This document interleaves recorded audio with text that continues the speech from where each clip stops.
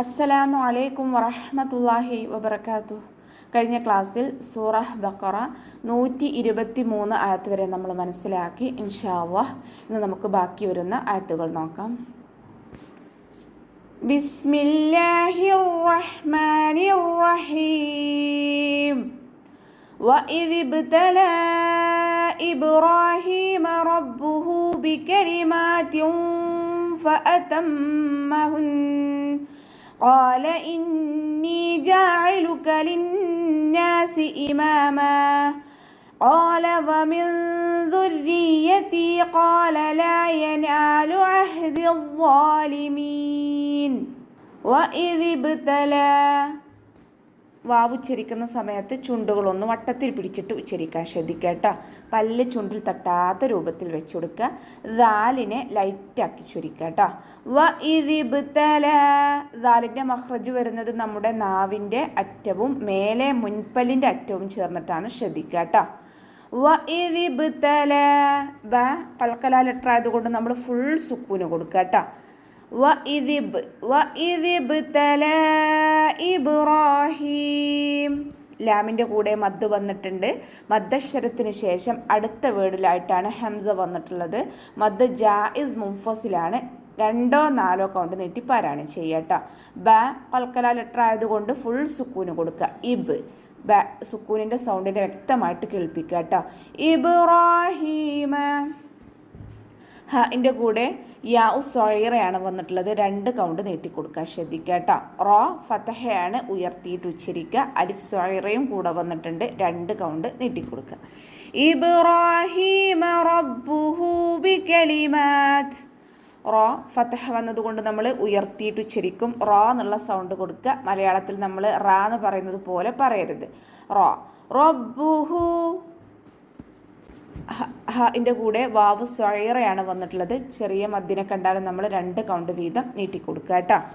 ബികലിമാത്തിൻ ഫഅതമ്മഹുൻ. Calf ചരിക്കുന്ന സമയത്ത് കുറച്ചൊന്ന് ചരിച്ചു കൊടുക്കുക. ബികലിമാത്തിൻ ഫ.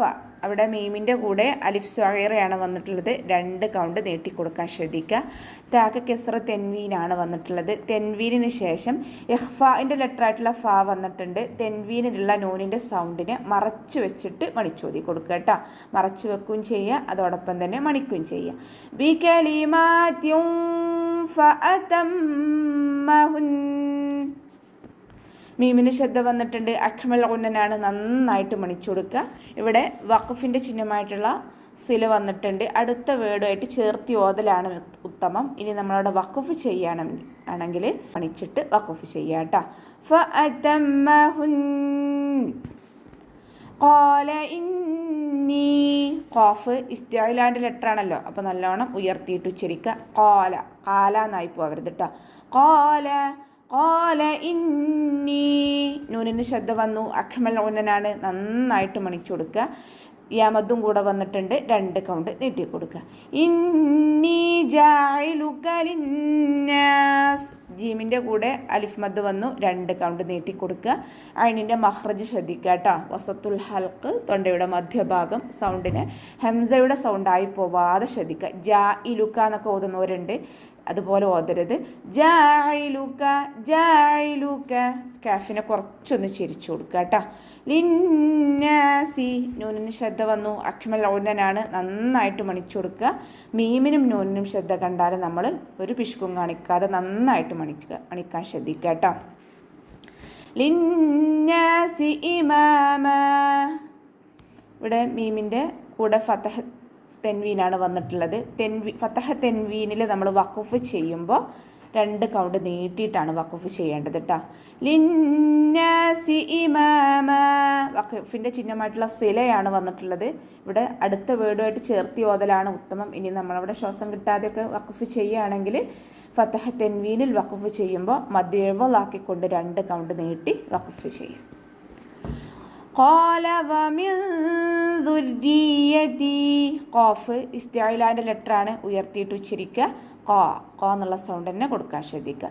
ഖാല വമിൻ ദുർരിയതി.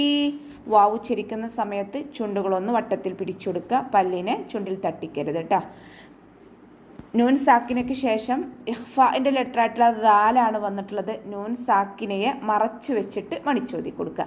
വമിൻ ദുർരിയതി, റോക്ക് കെസ്ർ വന്നതുകൊണ്ട് നമ്മൾ രീ എന്നുള്ള സൗണ്ട് കൊടുക്കട്ടോ.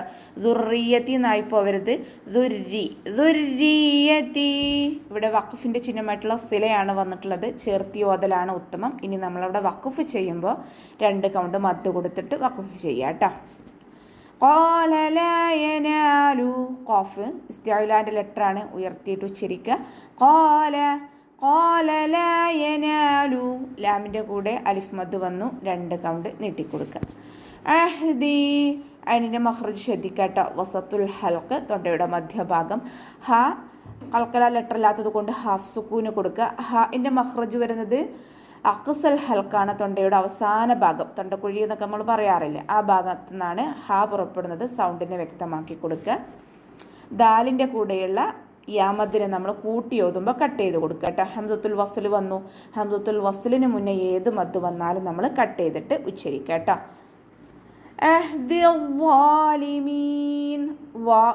വാ ഇസ്തിഅലാൻ്റെ ലെറ്ററാണ്, ഉയർത്തി ഉച്ചരിക്കേണ്ട അക്ഷരങ്ങൾപ്പെട്ടതാണ്. തഫ്ഹീം ചെയ്യുക. ഇത്ബാഖിൻ്റെ ലെറ്ററും കൂടിയാണ്. അപ്പോൾ നമ്മൾ നാവിൻ്റെ മുഴുവൻ ഭാഗങ്ങളും മുകളിലേക്ക് ഉയർത്തിയിട്ട് വേണം തഫ്ഹീം ചെയ്യാൻ. വാ കൂടെ അലിഫ് സ്വൈറയാണ് വന്നിട്ടുള്ളത്. 2 കൗണ്ട് നീട്ടിക്കൊടുക്കുക കേട്ടോ. അവസാനത്തിൽ മദ് 6 സുക്കൂനിൽ വഖഫ് ചെയ്യുമ്പോൾ 2, 4, 6 കൗണ്ട് വീതം നീട്ടി വഖഫ് ചെയ്യുക കേട്ടോ. അപ്പോൾ നമുക്ക് ഇവിടെ വെച്ചിട്ട് അവസാനിപ്പിക്കാം. അസ്സലാമു അലൈക്കും വറഹ്മത്തുള്ളാഹി വബറകാതുഹു.